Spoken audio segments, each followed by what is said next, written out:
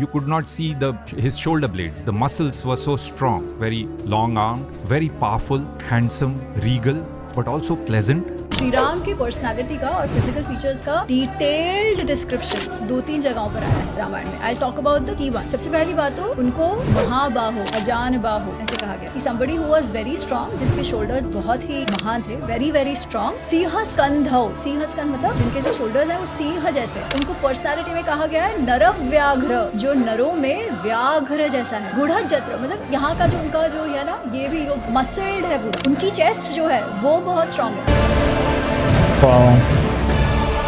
नमस्ते, आदाब, सत श्री अकाल। कैसे आप सभी। तो आज हम चेकआउट करने वाले हैं लीडर फैक्ट्स की एक वीडियो है जिसमें रामायण मूवी का थोड़े से गेम चेंजर होने वाली या डिजास्टर होने वाला ये पूरा बॉलीवुड का एक वीडियो डली है। तो हम इसको पूरा चेकआउट करेंगे और देखेंगे इसमें जो बातें बताई गई है वो रियली में ट्रू है या फिर फेक है। तो करते हैं video start, let's go. Video start करते हैं, लेट्स गो।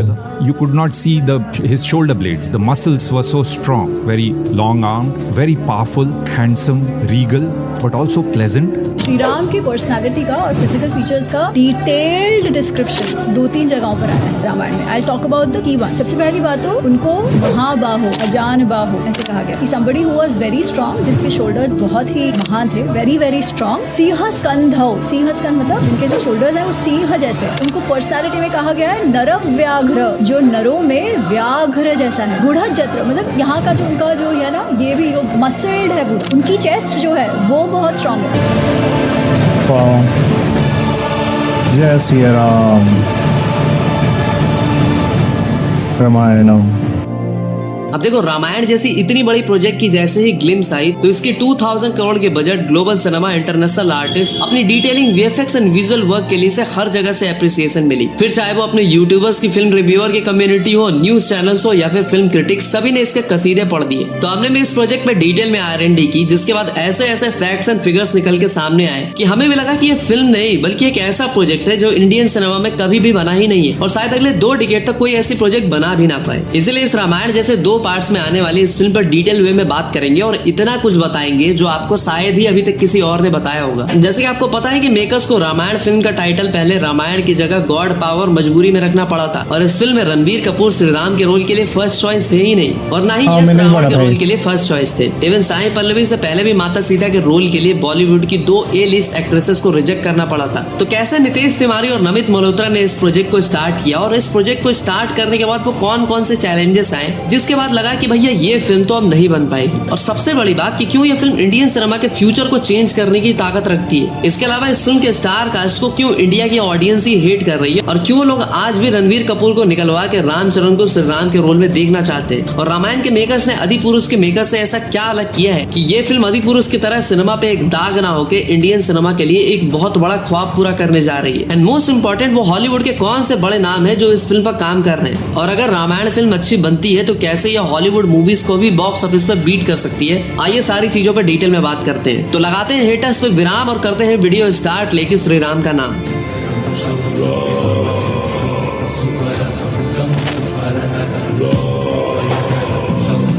रामायण एक ऐसी फिल्म है जिसको इंडियन सिनेमा की अब तक की सबसे मोस्ट इंपॉर्टेंट फिल्म कहे तो कुछ गलत नहीं होगा। और वैसे तो रामायण के पार्ट 1 की शूटिंग कंप्लीट हो चुकी है और इस फिल्म के मेकर्स ने एक इंट्रोडक्शन वीडियो भी रिलीज कर दिया था। और इस इंट्रो वीडियो को देखने के बाद मैं यही कहूंगा कि ये फिल्म कोई हॉलीवुड फिल्म से कम नहीं लग रही। बट ये फिल्म ऐसे ही नहीं बन गई। इस फिल्म को बनाने के लिए इस फिल्म के मेकर्स को बहुत पापड़ बेलने पड़े, क्योंकि स्टार्टिंग में जब नितेश तिवारी इस फिल्म को बनाने का ट्राई कर रहे थे तो शुरुआत के 3-4 साल में तो मुश्किल से इस फिल्म की कास्टिंग कंप्लीट हो पाई थी, क्योंकि नितेश तिवारी ने स्टार्टिंग में श्री राम का रोल महेश बाबू को ऑफर किया था और रावण का रोल ऋतिक को। इवन ऐसा भी बताया जाता है कि मेकर्स एक टाइम पे रावण के रोल के लिए प्रभास तक को कंसिडर कर रहे थे। और अगर बात करें कि महेश बाबू और ऋतिक ने इस फिल्म को क्यों छोड़ा, तो महेश बाबू को लेकर न्यूज ये थी कि उन्होंने राजा मौली के साथ फिल्म करने के लिए इस फिल्म को छोड़ दिया। वहीं ऋतिक की अगर बात करें तो उन्हें लगा कि लोग उनको नेगेटिव रोल में पसंद ही नहीं करेंगे और बात कहीं ना कहीं सही भी है। अब अगर माँ सीता के रोल की बात करें तो ये रोल भी साई पल्लवी से पहले बॉलीवुड की ही 2 A लिस्ट एक्ट्रेसेस दीपिका और आलिया को ऑफर हुआ था। बट इस प्रोजेक्ट के बार बार पोस्टपोन होने की वजह से दोनों ने ही इस फिल्म से टाटा बाय बाय बोल दिया। और जब सब फिल्म को छोड़कर निकल रहे थे तो रामायण फिल्म के प्रोड्यूसर्स यानी कि नामित मल्होत्रा, अल्लू अरविंद, मधु मंटेना, इनमें से भी अल्लू अरविंद और मधु मंटेना को इस प्रोजेक्ट पे डाउट होने लगा था और शायद कहीं ना कहीं हरी पत्ती की भी कमी हो गई थी, तो उन्होंने भी ये प्रोजेक्ट छोड़ दी। उसके बाद नामित मल्होत्रा और नितेश तिवारी किसी तरह इस प्रोजेक्ट को आगे बढ़ाते हैं और भगवान राम के रोल में रणबीर कपूर को कास्ट करते हैं और किसी तरह यश को भी रावण के रोल प्ले करने के लिए कन्विंस कर लिया जाता है। और यश का नामित मल्होत्रा और नितेश तिवारी का विजन इतना सही लगता है कि वो अपनी जेब से पैसे लगाने को भी तैयार हो जाते हैं और प्रोड्यूसर भी बन जाते हैं। और इसी दौरान सीता माता के रोल के लिए काफी ऑडिशंस लिए जाते हैं और श्रीनिधि शेट्टी का भी ऑडिशन लिया जाता है, बट अनफॉर्चुनेटली उन्हें यह रोल नहीं मिल पाता और फाइनली साई पल्लवी को इस रोल के लिए सेलेक्ट कर लिया जाता है। अब अगर राम, सीता और रावण के रोल के अलावा बाकी मेजर कैरेक्टर्स की बात करें तो हमारे पवन पुत्र हनुमान जी के रोल में सनी देओल को कास्ट किया जाता है। इसके अलावा रवि दुबे को लक्ष्मण के लिए कास्ट किया जाता है, कुणाल कपूर को इंद्रदेव, रकुलप्रीत सिंह को शूर्पणखा के लिए, लारा दत्ता को कैकेयी के लिए, विजय सेतुपति को विभीषण और राजा दशरथ का रोल हमारे रामानंद सागर के रामायण के श्री राम यानी कि अरुण गोविल जी को लिया जाता है। और इतने बड़े स्टार कास्ट को, इतने सारे स्टार्स को एक ही फिल्म के लिए एक ही साथ लाने में मेकर्स के पसीने छूट जाते हैं, बट फिर भी किसी तरह उन्होंने इस फिल्म की कास्टिंग कंप्लीट करी होती है। और फिर मुश्किल से जब इस फिल्म की शूटिंग स्टार्ट होती है तो रामायण के फॉर्मर प्रोड्यूसर्स, मेरा मतलब मधु मंटेना और अल्लू अरविंद ने रामायण के मेकर्स पे रामायण के टाइटल को लेके कॉपीराइट का केस ठोक दिया होता है, जिसकी वजह से रामायण का टाइटल बदलकर कुछ टाइम तक गॉड पावर रखना पड़ता है। लेकिन नामित मल्होत्रा साहब बाद में इस मैटर को किसी तरह से सॉल्व कर लेते हैं और मूवी का टाइटल गॉड पावर की जगह वापस से रामायण रखा जाता है। उसके बाद सब सही जा रहा होता है, मूवी की हाइप भी तगड़ी होती है। फिर रामायण के मेकर्स रिलीज करते हैं एक इंट्रोडक्शन वीडियो जिसमें रणवीर कपूर की कास्टिंग को लेके बवाल हो जाता है। एक सेक्शन ऑफ ऑडियंस को Ranveer as a Ram perfect लग रहे थे, तो वहीं एक सेक्शन को ऑडियंस में रणवीर को लेके हेट भी था। बट यहाँ पे इंटरेस्टिंग चीज ये है कि जब अधिपुरुष अनाउंस हुई थी तब उस फिल्म की कास्टिंग भी परफेक्ट नहीं थी, बट स्टिल उस फिल्म को कोई हेट नहीं मिला था। लेकिन जहाँ रामायण फिल्म की कास्टिंग ऑलमोस्ट परफेक्ट है, फिर भी उस फिल्म को इतना क्रिटिसिज्म झेलना पड़ रहा है और लोग इस फिल्म की कास्टिंग चेंज करवाना चाहते हैं। मोस्ट इंपोर्टेंट, लोग रामचरण को रणवीर से रिप्लेस करना चाहते हैं। लेकिन क्या अगर रामचरण को श्री राम का रोल मिलता तो क्या वो रणवीर से बेटर कर पाते? इन सारी चीजों के बारे में हम अगले पॉइंट में बात करेंगे। बट रणवीर को लेके गुस्सा ऑडियंस में किस बात को लेकर है वो तो आपको पता ही होगा। अब देखो, अधिपुरुष फिल्म तो आपको याद ही होगी जिसकी कास्टिंग बिल्कुल भी परफेक्ट नहीं थी, बट स्टिल उस फिल्म के लिए अनाउंसमेंट के टाइम पे न प्रभास को कोई हेट फेस करना पड़ा था न बाकी कास्ट मेंबर्स को। बट जब रामायण फिल्म अनाउंस होती है तो लोगों को पता लगता है कि इस फिल्म में रणवीर कपूर को श्री राम और साई पल्लवी को एज माता सीता कास्ट किया गया है, तो लोग ये देख के ऑफेंड हो जाते हैं और फिल्म के कास्ट के अगेंस्ट पब्लिक में काफी ज्यादा हेट देखने को मिलता है। बात करें रणवीर कपूर और साई पल्लवी को लेके कि इन्हें इतना ज्यादा हेट क्यों मिलता है, तो इसका रीजन ये है कि इन दोनों ने ही पास में कुछ ऐसे कांड किए हैं, ऐसे स्टेटमेंट दिए जिसकी वजह से लोगों को लगता है कि ये दोनों रामायण जैसे प्योर एंड डिवोशनल प्रोजेक्ट में कास्ट ही नहीं होने चाहिए। तो अगर हम उन कंट्रोवर्शियल स्टेटमेंट की बात करें तो आज से 10-12 साल पहले रणवीर कपूर एक इंटरव्यू में बोलते हैं कि he is a big beef guy. अब ये बात कोई नहीं जानता कि वो बफेलो मीट था या फिर काउ मीट, लेकिन कॉमन पब्लिक की नजर में रणवीर को लेकर लोगों में एक नेगेटिव इमेज बन जाती है। और बेशक अभी उन्होंने ड्रिंकिंग और नॉनवेज छोड़ दी रामायण की प्रिपरेशन के लिए, लेकिन एक बार जब नेगेटिव इमेज बन जाती है तो फिर उसको सही करने के लिए सालों निकल जाते हैं। वहीं दूसरी तरफ साई पल्लवी ने भी एक इंटरव्यू में ऐसा बोल दिया था कि पाकिस्तानी लोगों के लिए इंडियन आर्मी टेररिस्ट है एंड इंडियन आर्मी और पाकिस्तानी आर्मी में कोई फर्क नहीं। जिसके बाद होना क्या था, लोगों ने साई पल्लवी को भी लपेटे में लिया और सोशल मीडिया पे मस्त होया। तो इन सब बातों से आपको समझ में आ गया होगा कि क्यों एक सेक्शन ऑफ ऑडियंस रणवीर और साई पल्लवी के रामायण फिल्म में होने से नाखुश है और वही लोग चाहते हैं कि इस फिल्म से रणवीर कपूर और साई पल्लवी को निकाल दिया जाए। इवन कुछ लोग तो रणवीर कपूर को फिल्म से निकलवा के रामचरण को श्री राम का रोल प्ले करते हुए देखना चाहते हैं, क्योंकि लोगों ने रामचरण को RRR में श्री राम के गेटअप में देखा था। इसी की वजह से लोगों को लगता है कि रामचरण श्री राम के रोल के लिए सबसे परफेक्ट चॉइस है। और अगर इस चीज पे मैं अपना पर्सनल ओपिनियन दूं तो देखो, Ram Charan is a brilliant actor, उनमें पोटेंशियल है भगवान राम के रोल को पुल अप करने के लिए। लेकिन रणवीर कपूर भी उतने ही तगड़े एक्टर हैं जितने रामचरण है और उनमें भी पोटेंशियल है भगवान राम के रोल को पुल अप करने की। बाकी अगर हम ये पता लगाने का ट्राई करें कि दोनों में से भगवान राम का रोल बेटर कौन प्ले कर सकता है, तो इसका जवाब तो रामायण फिल्म के रिलीज होने के बाद ही पता चलेगा। बाकी आप अपना ओपिनियन कमेंट सेक्शन में जरूर बता सकते हो कि आपके अकॉर्डिंग श्री राम के रोल के लिए रामचरण बेस्ट है या फिर रणवीर। अब अगर वीडियो में आगे चले तो भले ही लोगों को प्रॉब्लम हुई हो, बट जब ये फिल्म रिलीज होगी तो शायद ये बॉक्स ऑफिस पे हॉलीवुड की बड़ी बड़ी मूवीज को भी बीट कर सकती है। और ऐसा मैं क्यों बोल रहा हूँ वो तुम्हें आगे बताऊंगा। साथ ही साथ ये भी बताऊंगा कि हॉलीवुड के वो कौन से बड़े नाम है जो रामायण मूवी में काम कर रहे हैं। एंड मोस्ट इंपॉर्टेंट थिंग, अधिपुरुष के फेलियर के बाद लोगों को लगता है कि बॉलीवुड कभी एक अच्छी रामायण वाली फिल्म बना ही नहीं सकता। तो उन लोगों को मैं कहना चाहूंगा कि रामायण के मेकर्स ने आदिपुरुष के मेकर्स की गलतियों को बारीकी से सीखा है और ये इस बात का पूरा ख्याल रखा है कि जो गलतियां आदिपुरुष बनाते टाइम हुई थी वो सेम गलतियां रामायण बनाते टाइम ना हो और रामायण आदिपुरुष की तरह एक फेलियर ना हो। इसलिए रामायण के मेकर्स ने रामायण बनाते बहुत सी यूनिक और क्रेजी चीजें की हैं, जो इस बात की गवाही देती है कि रामायण फिल्म के फेल होने के कोई चांस ही नहीं है। और वो कौन सी यूनिक चीजें हैं जो रामायण के मेकर्स कर रहे हैं, अब उनके बारे में बात करते हैं।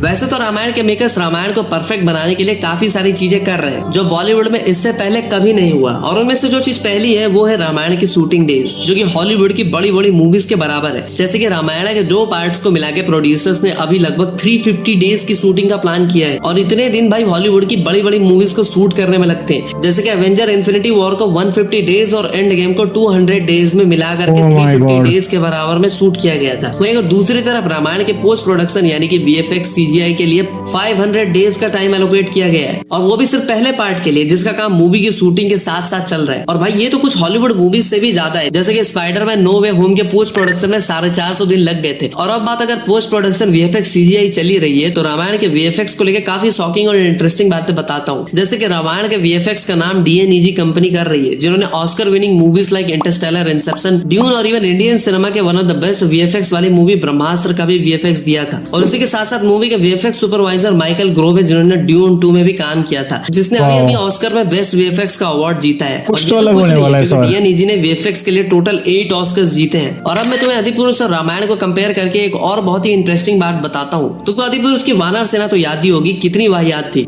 कार्टून नेटवर्क लेवल की थी। वैसा ही कुछ रामायण में ना हो, इसलिए इसकी स्टंट कोरियोग्राफी और मूवमेंट का काम टेरी नॉटेरी कर रहे हैं, जिन्होंने यही काम प्लैनेट ऑफ एप्स और एवेंजर में भी किया था। और DNEG और नावित मल्होत्रा मूवीज के VFX को लेके इतना सीरियस है कि उन्होंने रणवीर कपूर और बाकी एक्टर्स को 3-4 बार लॉस एंजलिस भेजा था, जिससे कि उनकी पूरी बॉडी का 3D स्कैन कराया जा सके, जिससे वो बॉडी मूवमेंट्स और फिजिक्स को VFX के थ्रू अच्छे से दिखा पाए। और इन सारी बातों से आपको समझ में आ गया होगा कि इस फिल्म के मेकर्स इस फिल्म को VFX को लेके कितना ज्यादा सीरियस है। लेकिन सिर्फ VFX होने से फिल्म अच्छी बन नहीं जाती, ब्रह्मास्त्र याद ही होगा। इसलिए रामायण के मेकर्स VFX के साथ साथ बाकी डिपार्टमेंट को लेकर भी काफी सीरियस है। जैसे कि म्यूजिक डिपार्टमेंट, मूवी का म्यूजिक कोई और नहीं बल्कि दुनिया के शायद बेस्ट म्यूजिक कंपोजर हांस जिमर कर रहे हैं, जिन्होंने इंटरस्टेलर, इंसेप्शन, टॉप गन, माविक और अभी रिसेंटली FI का भी म्यूजिक दिया था। और जब उन्होंने रामायण की पूरी कहानी सुनी तो वो उससे इतना कनेक्ट हो गए कि उन्होंने रामायण पे काम करने के लिए फट से हाँ बोल दिया। और हैंस जिमर के साथ साथ उनके ग्रैंड म्यूजिक को इंडियन टच लाने की जिम्मेदारी AR रहमान उठा रहे हैं। लेकिन AR रहमान के रामायण फिल्म में इन्वॉल्वमेंट की खुशी होने की बात नहीं है, क्योंकि पूरे चांसेस है कि AR रहमान रामायण के लिए लाइबिलिटी साबित हो सकती है। और ऐसा मैं क्यों बोल रहा हूँ वो आपको आगे बताऊंगा, बट उससे पहले बात करते हैं कि कैसे फिल्म हॉलीवुड मूवीज तक को बॉक्स ऑफिस पे बीट कर सकती है। तो देखो, बॉलीवुड मूवीज का ओवरसीज कलेक्शन काफी लिमिटेड होता है, क्योंकि वो लिमिटेड स्क्रीन पे रिलीज होती है। बट रामायण एक ऐसी फिल्म है जिसको ओवरसीज में हॉलीवुड की बड़ी बड़ी कंपनीज वार्नर ब्रोस डिस्ट्रीब्यूट करने वाली है। और हाँ, मैं जानता हूँ कि ये पहली इंडियन मूवी नहीं है जिसको हॉलीवुड प्रोडक्शन हाउसेस डिस्ट्रीब्यूट कर रहे हैं। इससे पहले चांदनी चौक टू चाइना, सावरिया, जग्गा जासूस, लाल सिंह चड्ढा को हॉलीवुड के बड़े बड़े production houses like Disney, Warner Bros और पैरामाउंट पिक्चर्स ने ही डिस्ट्रीब्यूट किया था। और उसके बावजूद ये सारी मूवीज फ्लॉप हुई थी। लेकिन रामायण के केस में चीजें थोड़ी सी डिफरेंट है, क्योंकि DNEG मेन कंपनी की तरह हॉलीवुड मूवीज में काम करती है, जिसकी वजह से रामायण के पास बेनिफिट रहेगा ओवरसीज में ज्यादा स्क्रीन मिलने का। और अगर रामायण ग्लोबली काफी अच्छी स्क्रीन पे रिलीज होती है तो इस फिल्म का पोटेंशियल हॉलीवुड मूवीज के बराबर ही होगा। और according to my prediction, Ramayan के पार्ट 1 अगर अच्छे से बनते हैं तो ये ग्लोबली 2,500 करोड़ तक का बिजनेस कर सकती है। और फिर इस फिल्म का सेकंड पार्ट, जिसकी हाइप अलग लेवल पे होगी, उसका पोटेंशियल लिटरली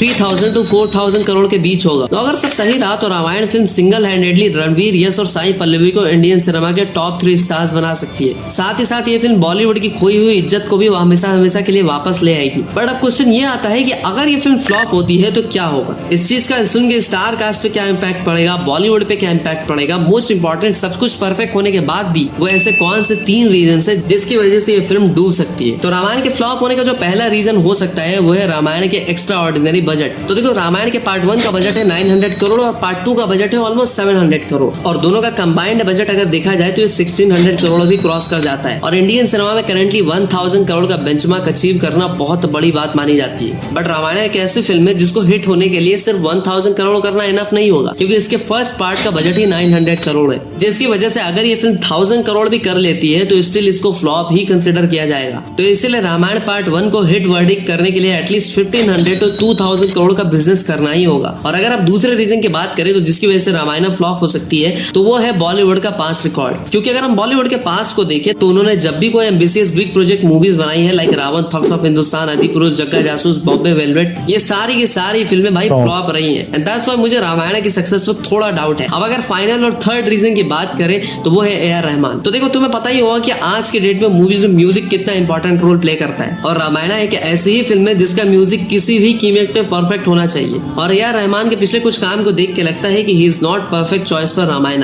क्योंकि अभी रिसेंटली AR रहमान ने 2 बड़ी मूवीज में छीछा लेदर कर दिया था। एक थी थग लाइफ तो दूसरी थी Chhaava and that's why I have a doubt on AR Rahman and I think अगर इस फिल्म में म्यूजिक का काम AR रहमान की जगह अजय अतुल जिन्होंने और भी काफी सारे मूवीज में काफी पावरफुल डिवोशनल म्यूजिक दिया था, या फिर ये काम MM कीरवानी को देना चाहिए था जिन्होंने RRR जैसी मूवी को म्यूजिक देकर ऑस्कर जिता दिया था। तो इन दोनों में से किसी एक को म्यूजिक का काम दिया गया होता तो आई थिंक ज्यादा बेटर रहता। बाकी आप लोग बताओ कि आपके अकॉर्डिंग AR रहमान सही है या फिर रामायण के लिए किसी और को इस फिल्म का म्यूजिक का काम सौंपना चाहिए था। तो गाइस ये तो थे मेरे 3 रीजन जिनकी वजह से रामायण फिल्म की लंका लग सकती है। बाकी अगर किसी भी रीजन की वजह से रामायण फ्लॉप हो जाती है तो जैसे कि मैंने तुम्हें बताया तो ये बॉलीवुड के लिए आखिरी मौका होगी मासेस में अपनी खोई हुई इज्जत वापस लाने के लिए। और अगर ये फिल्म थोड़ी सी भी 1920 मेरा मतलब 1920 होती है तो वो मौका भी हाथ से चला जाएगा। इसी के साथ साथ मूवी के मेन लीड एक्टर्स जैसे कि रणबीर कपूर, इन्हें प्रभास की तरह छूट नहीं मिलेगी। अगर कुछ गलत हुआ तो पब्लिक रणबीर को कच्चा चबा जाएगी और ये चीजें उनके करियर को ऑलमोस्ट खत्म भी कर सकती है। वहीं दूसरी तरफ साई पल्लवी ऑलरेडी रडार पे हैं, अगर उनकी तरफ से भी अच्छा काम नहीं आया तो उनके करियर पे भी बहुत बड़ा डेंट लग सकता है। तो साथ ही साथ यश जो इस फिल्म के प्रोड्यूसर भी हैं उनको भी एज अ प्रोड्यूसर लॉस तो होगा ही, साथ ही साथ KGF से जो इज्जत उन्होंने कमाई है अगर रामायण फ्लॉप हुई तो वो इज्जत भी वो गवा सकते हैं। बाकी लिटरली बात करूँ रामायण की तो मैं चाहता हूँ ये फुल मतलब फटे यार, सब जगह वर्ल्ड वाइड ये मूवी ना फटनी चाहिए। और मैं चाहता हूँ हर एक करेक्टर जो भी है ना वो हर एक हीरो हीरोइन ना अपना बेस्ट दे, अपनी लाइफ का सबसे बेस्ट दे, क्योंकि ये मूवी नहीं इमोशन है, हमारे पूरे हिस्ट्री का ये इमोशन है जो कि आज तक हम ये सब जी रहे हैं। तो मैं चाहता हूँ ये बहुत ज़्यादा सक्सेस होनी चाहिए मूवी और लगता भी है क्योंकि रणवीर अच्छे एक्टर हैं, ठीक है, और साई पल्लवी भी अच्छी एक्टर है जो कि सीता का रोल कर रही है। ओवरऑल देखा जाए तो बेस्ट मूवी होनी चाहिए ये मूवी। तो ठीक है, इसको यहीं पे एंड करते हैं। जब भी मूवी का ट्रेलर आएगा या टीजर आएगा तब हम आपके साथ शेयर करेंगे, कोई भी गाना आएगा तब भी हम इसका शेयर आपके साथ जरूर करेंगे। और तब तक के लिए बाय बाय। तो जो भी हमारे चैनल पे नए जुड़े हैं सब्सक्राइब किए बिना मत जाइएगा और नेक्स्ट वीडियो के लिए करते हैं बाय बाय।